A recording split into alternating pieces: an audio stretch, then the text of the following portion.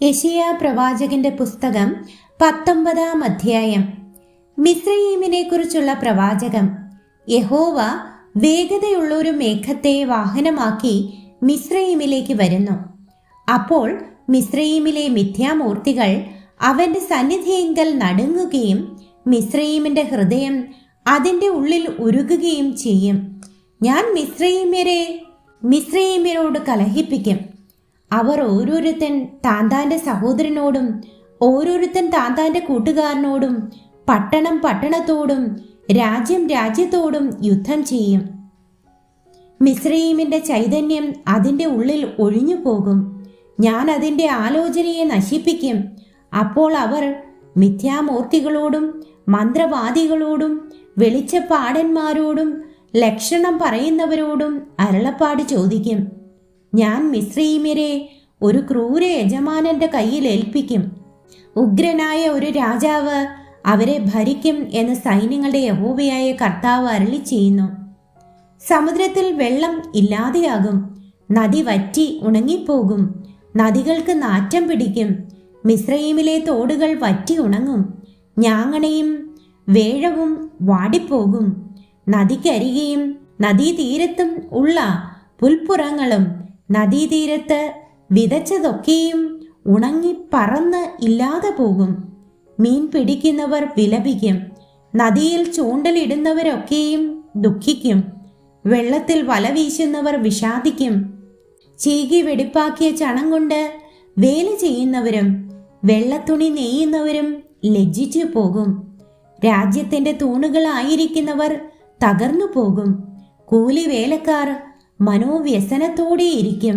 സോവനിലെ പ്രഭുക്കന്മാർ കേവലം ഭോഷന്മാരത്രേ.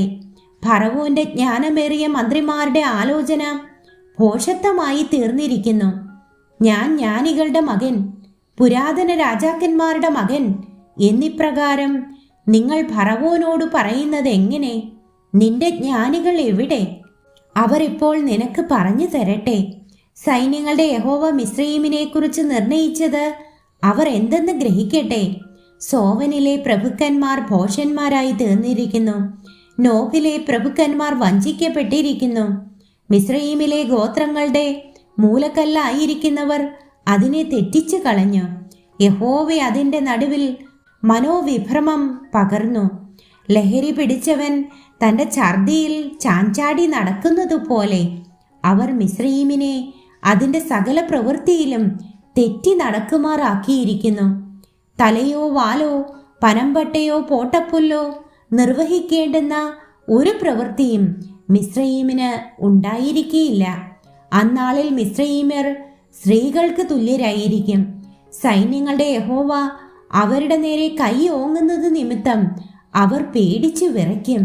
യഹൂദാദേശം മിസ്രയീമിന് ഭയങ്കരമായിരിക്കും.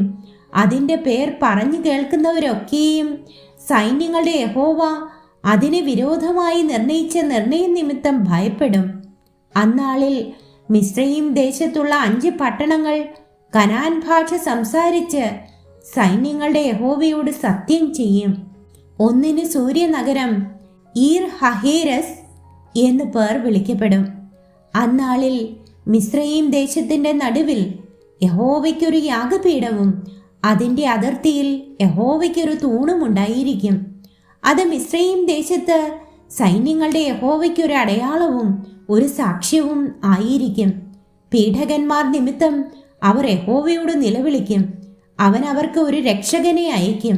അവൻ പൊരുതി അവരെ വിടുവിക്കും. അങ്ങനെ യഹോവ മിസ്രയീമിനെ തന്നെ വെളിപ്പെടുത്തുകയും മിസ്രയീമ്യർ അന്ന് യഹോവയെ അറിഞ്ഞ് യാഗവും വഴിപാടും കഴിക്കുകയും യഹോവയ്ക്കൊരു നേർച്ച നേർന്ന് അതിനെ നിവർത്തിക്കുകയും ചെയ്യും. യഹോവ മിസ്രയീമിനെ അടിക്കും. അടിച്ചിട്ട് അവൻ വീണ്ടും അവരെ സൗഖ്യമാക്കും. അവർ യഹോവയെങ്കിലേക്ക് തിരികെയും അവൻ അവരുടെ പ്രാർത്ഥന കേട്ട് അവരെ സൗഖ്യമാക്കുകയും ചെയ്യും. അന്നാളിൽ മിസ്രയീമിൽ നിന്ന് അശൂരിലേക്ക് ഒരു പെരുവഴി ഉണ്ടാകും. അശൂര്യർ മിസ്രയീമിലേക്കും മിസ്രയീമ്യർ അശൂരിലേക്കും ചെല്ലും. മിസ്രയീമ്യർ അശൂര്യരോടുകൂടെ ആരാധന കഴിക്കും. അന്നാളിൽ ഇസ്രായേൽ ഭൂമിയുടെ മധ്യേ ഒരു അനുഗ്രഹമായി മിസ്രയീമിനോടും അശൂര്യനോടും കൂടെ മൂന്നാമതായിരിക്കും. സൈന്യങ്ങളുടെ യഹോവ അവരെ അനുഗ്രഹിച്ചു. എൻ്റെ ജനമായ മിസ്രയീമും എൻ്റെ കൈകളുടെ പ്രവൃത്തിയായ അശൂരും എൻ്റെ അവകാശമായ ഇസ്രായേലും അനുഗ്രഹിക്കപ്പെടുമാറാകട്ടെ എന്ന് അരുളി ചെയ്യും.